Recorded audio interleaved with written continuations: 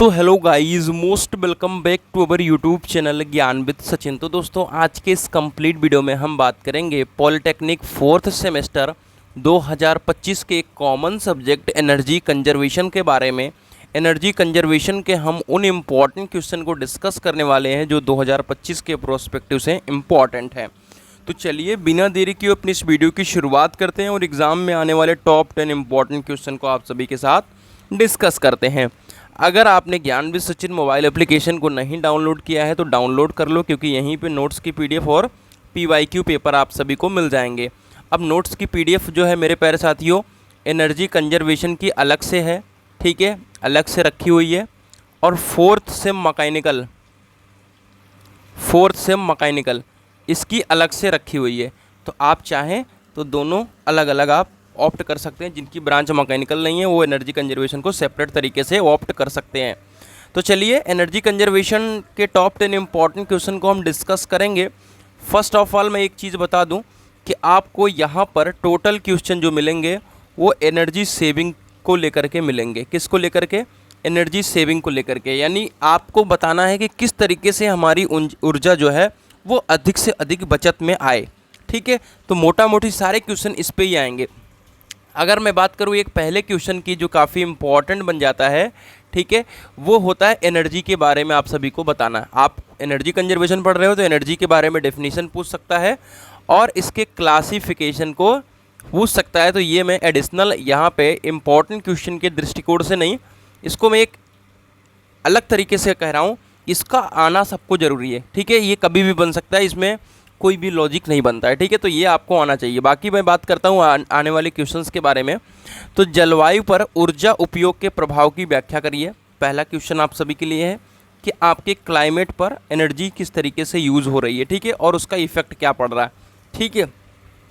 दूसरा, global fuel reserve बहुत ज़्यादा पूछा जाता है। ग्लोबल फ्यूल रिजर्व, इस बात का आप लोग ध्यान रखें, आपको प्रॉपर इसका डाटा याद रहना चाहिए, ठीक है। तीसरा है एनर्जी कंजर्वेशन एक्ट। अब इसके प्रोबेबिलिटी ज़्यादा है, किसके? 2001 वाले की ज़्यादा है, लेकिन 2010 भी इसका क्या है, एक अपडेटेड वर्जन है, ठीक है, 2010। तो 2001 और 2010 मैं रिकमेंड करूँगा कि जब ये आएगा तो दोनों आपको लिखना है। क्या? दोनों लिखना है, ठीक है। इम्पैक्ट अलग पड़ेगा, पूरे 4 नंबर मास्टर देने की कोशिश करेगा, ठीक है। क्लियर बात। चलिए अगला हमारा है चौथा क्वेश्चन, वो है एनर्जी मैनेजमेंट, ठीक है। अब एनर्जी मैनेजमेंट यानी हम एनर्जी को किस तरीके से मैनेज करें कि हमारी ऊर्जा कम से कम खपत हो। उसके लिए कुछ स्टैंडर्ड होते हैं और कुछ लेबलिंग होती हैं। जैसा कि अभी आप लोग जानते भी हो स्टार रेटिंग के बारे में, 5 स्टार की एसी वगैरह होती है और फिर आपका वही स्टैंडर्ड डिसाइड करता है और उसी तरीके से लेबलिंग भी होती है। तो इनको भी इसके साथ ही पढ़ना है, ठीक है, एनर्जी मैनेजमेंट के साथ पढ़ना है। अगला हमारा जो क्वेश्चन बन रहा है वो tips for energy saving in motor और ट्रांसफार्मर, ठीक है। एक ही क्वेश्चन आएगा, एक जैसे पार्ट में 2 क्वेश्चन रहते हैं, तो एक में मोटर आ सकता है और एक ट्रांसफार्मर। तो आपको 10 पॉइंट्स याद रखने हैं, ठीक है।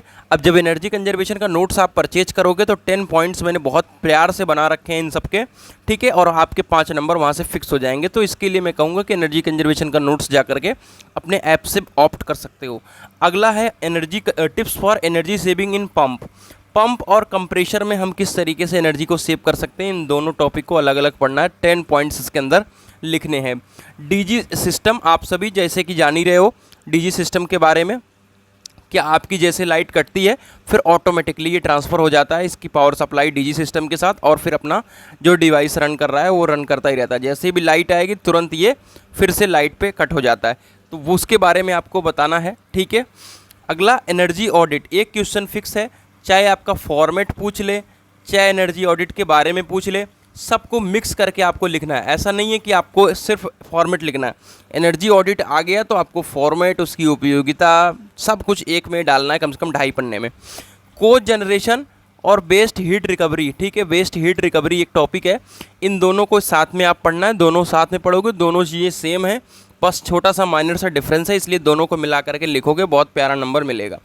ECBC energy conservation building code है, हम किस तरीके से एनर्जी को सेव कर सकते हैं अपनी बिल्डिंग में।